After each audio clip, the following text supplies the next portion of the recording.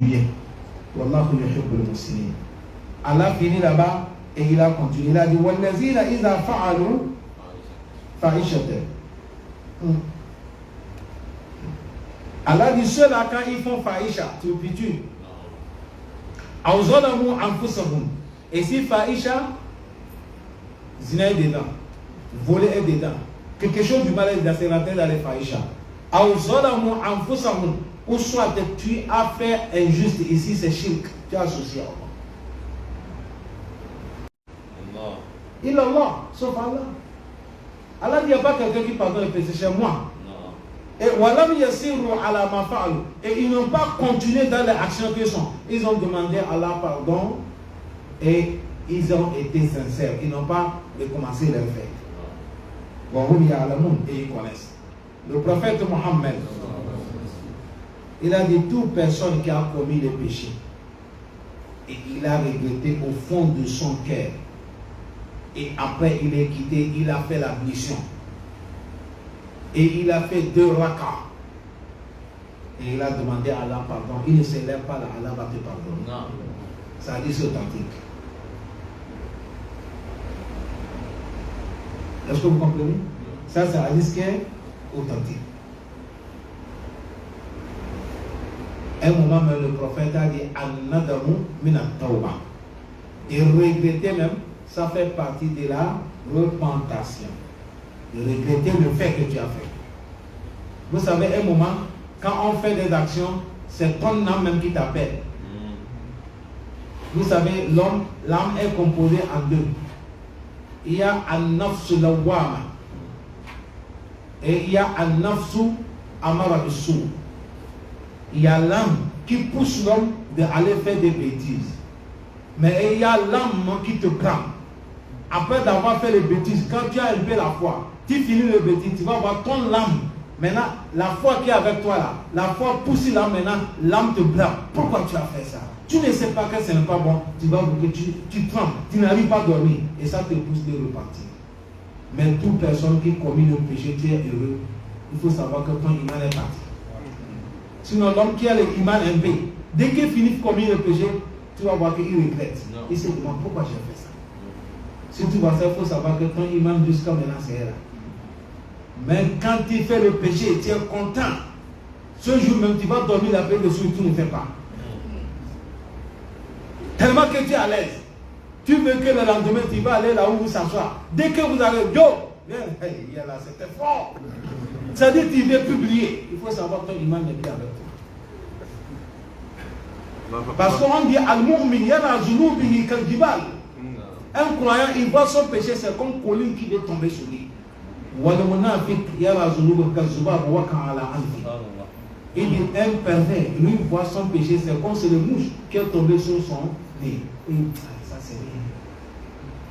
Le péché. Le chanteur poète a dit Iza aznabta zanban saghiratan fala tanzur ila asgharihi walakin unzur ila man asayta fa innaka la tadri bi ayyi zanbin abagatahu. Et dit quand tu commets le péché, il ne faut pas regarder par l'air de péché. Regarde qui a interdit le péché. Ce n'est pas le péché qu'on regarde, tu regardes qui a interdit. Qui a interdit le péché? C'est Allah que tu vas regarder.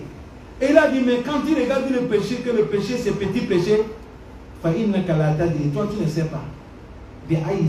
Sur quel péché Allah peut s'élever contre toi. Il y a quelqu'un qui fait peu de gros péché, Allah s'en fout. Mais toi tu peux commettre péché, Allah t'attrape. Vous n'avez jamais vu quelqu'un qui a volé 10 millions, on ne l'a jamais attrapé. Quelqu'un qui vole 500 francs, on l'attrape, on lui frappe. Hein? Chaque personne avec sa chance. Ça peut dire ça, toi à chaque moment quand tu commets le péché, il ne faut pas regarder le péché. Ça peut dire ça, le prophète a dit, c'est toute personne qui a commis le péché et il a regretté et il s'est levé, il a fait la mission et il a fait 2 prières, Allah va te pardonner. Attends, je vais dire cet hadith en arabe, vous allez comprendre. C'est Imam Muslim, Imam Bukhari qui a amené cet hadith. Il a dit Sami'tu Nabi sallallahu alayhi wa sallam. Celui qui a amené cet hadith, ça c'est Ousmane ibn Affan. Il a dit An Ousmane ibn Affan radiyallahu anhu annahu tawadda'a wudu' al-Nabi son makola. Osman ibn Affan, un jour, il a demandé d'amener bouillard. Quand on a amené bouillard, il a dit, regardez la manière que je vais faire l'ablution. Les gens lui observent, il a fini l'ablution. Il a dit, vous avez vu la manière que je vais faire l'ablution? C'est textuellement le prophète faisait l'ablution. Et il a dit, c'est de là qu'il a dit, le prophète nous a dit, Summa qala sami'tu nabi yaqul. Le prophète a dit, Man tawadda'a ma'a wudu. Celui qui a fait l'ablution textuellement comme je viens de faire. Haza. Summa salla raka'atayni. Et il s'est levé, il a fait 2 raka. Lam yahdis fihima nafsun. Il a en train de prier concentré, sans penser sur son boutique, sans penser sur son ami, sans penser sur sa femme, sans penser sur son fortune. Et son cœur avec Allah. Ghafarallahu ma taqaddama min zambi. Dieu t'a pardonné ton péché passé. C'est fort, hein? Sans passer boutique, c'est fort. Ah, attends. On dit c'est fort. À la facilité. Ça peut de ça, cher frère. Dès que Shaitan t'a trompé, tu es tombé dans les péchés, il ne faut pas dormir avec ça. Non. Il faut repentir. Est-ce que vous comprenez bien? Non. Il faut repentir.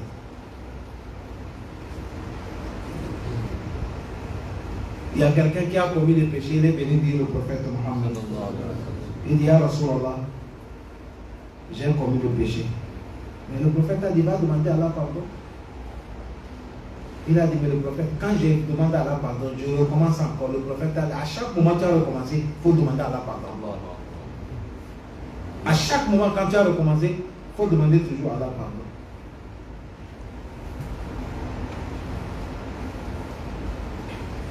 Calme facilité. Shaitan a dit qu'il ne va pas nous laisser. Il dit oui, il va continuer à nous pousser de désobéir à la défaite des péchés. Tant que nous vivons, tant qu'on est l'âme, Shaitan a dit je suis avec nous. Je ne vous abandonne pas. Il a dit Ahalaktu nasa bizunubi. Il dit moi j'ai détruit les gens avec les désobéissances de Allah, les péchés. Il a dit mais les gens m'ont détruit avec quoi? Il dit les gens m'ont détruit avec la ilaha, avec istighfar, les tawbah. Ça veut dire ça dans un hadith. Shaitan a dit, Iblis a dit, Rabbi, wa izzati wa jalali, la azala agwi ibadaka mada mat arwa'uhum fi ajitation. Shaitan a dit, Allah, je jure par ton honneur, je ne vais jamais laisser tes serviteurs, je vais continuer à les égaler un à un. Tant qu'il y a l'âme dans leur vie, je vais continuer. Quand Shaitan a juré ça, c'est de là qu'Allah dit, wa izzati wa jalali. Allah dit, moi aussi je jure par ma puissance à mon honneur. La azala akfir lahu.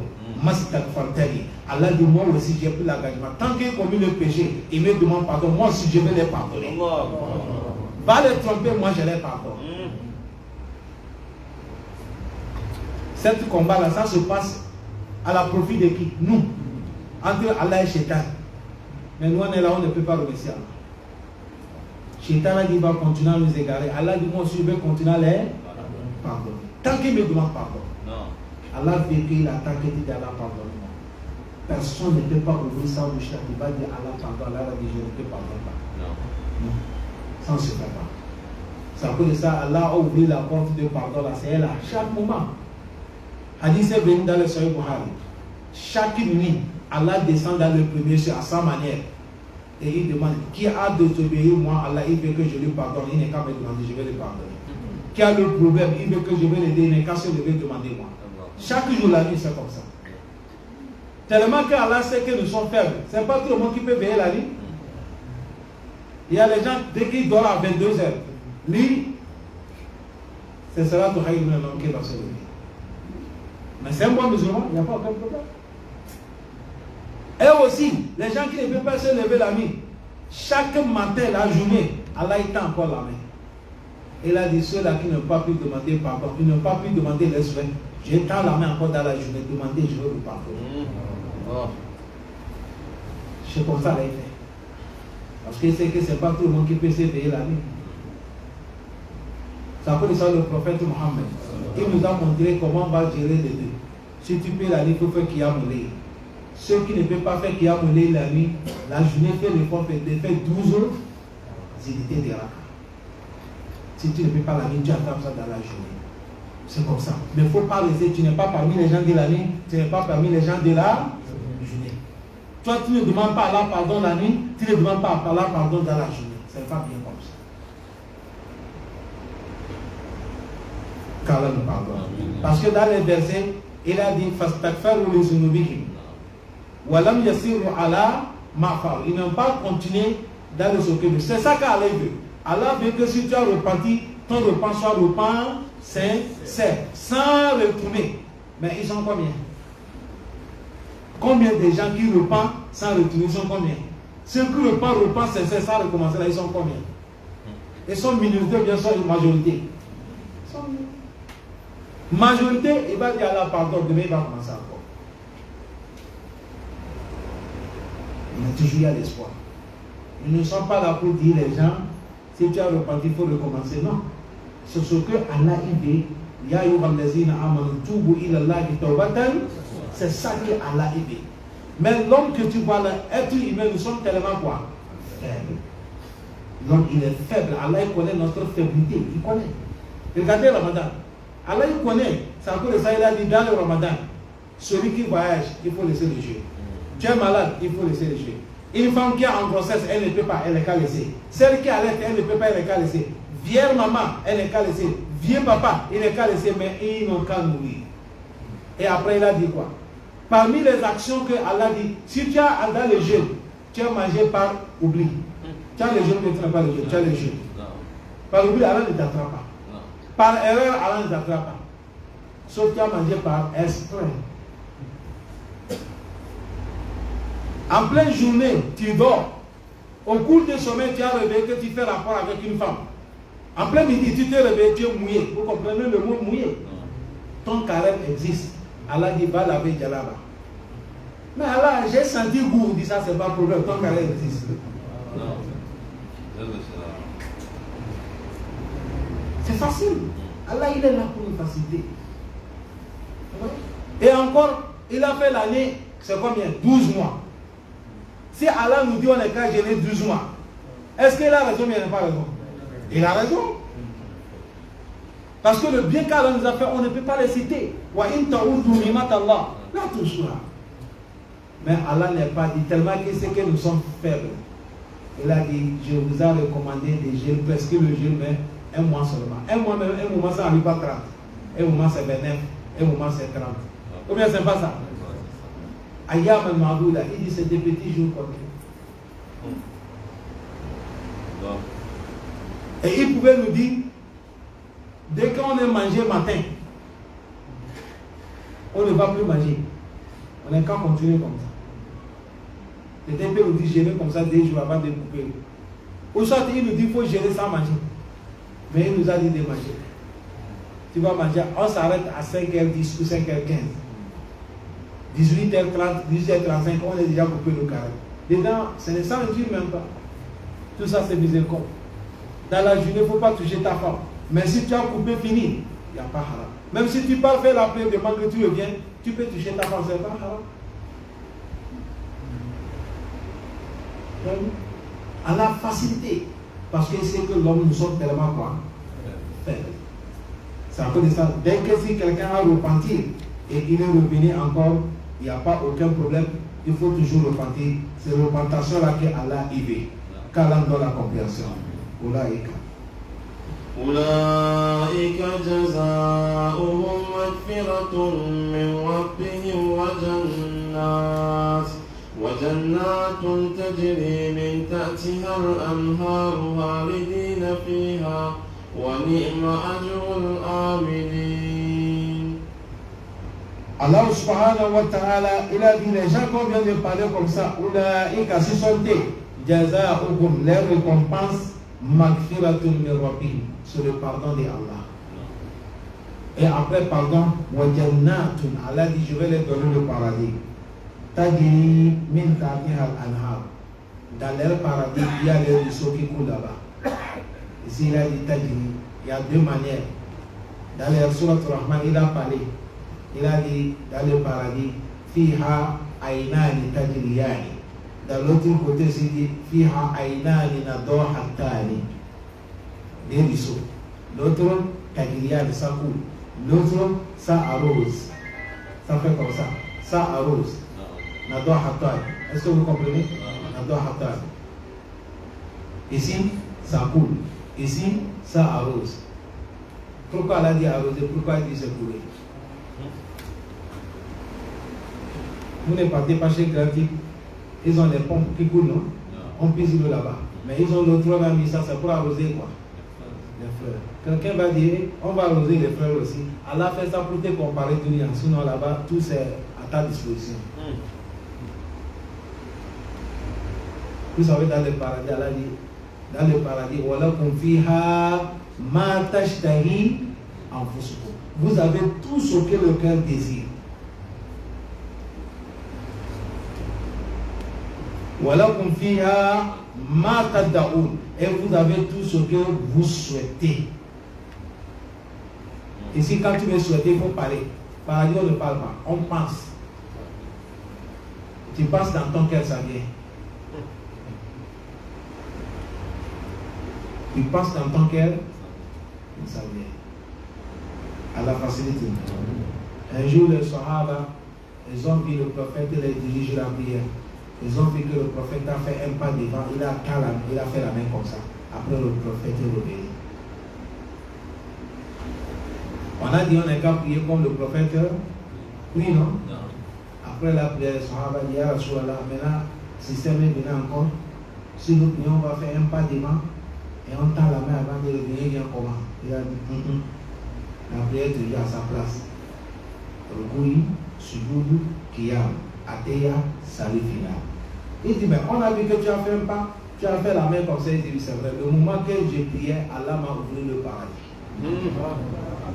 C'était ouvert comme ça, on a fait devant moi. J'ai voulu le fruit du paradis, c'est ça que j'ai fait la main comme ça. Je voulais accueillir un. Allah a dit, il ne faut pas faire sortir ça là. Et Allah m'a dit de sortir ça à sa place. Voilà pourquoi j'ai laissé. Le prophète a dit, Wallah, si Allah me autorisait, j'amènerais ça. Tout le monde devait m'amener ça jusqu'à là, il m'a crié. Parce que le tour du paradis ne finit pas. Un jour, je suis en train de faire tafsir, j'ai amené cette prise là. Il y a un petit jeune qui a dit, mais le prophète tout aussi.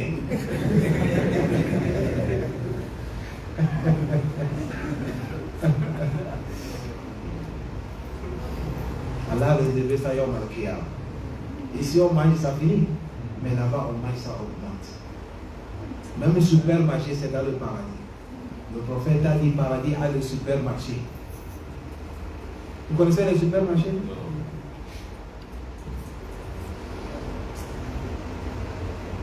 C'est l'Africain.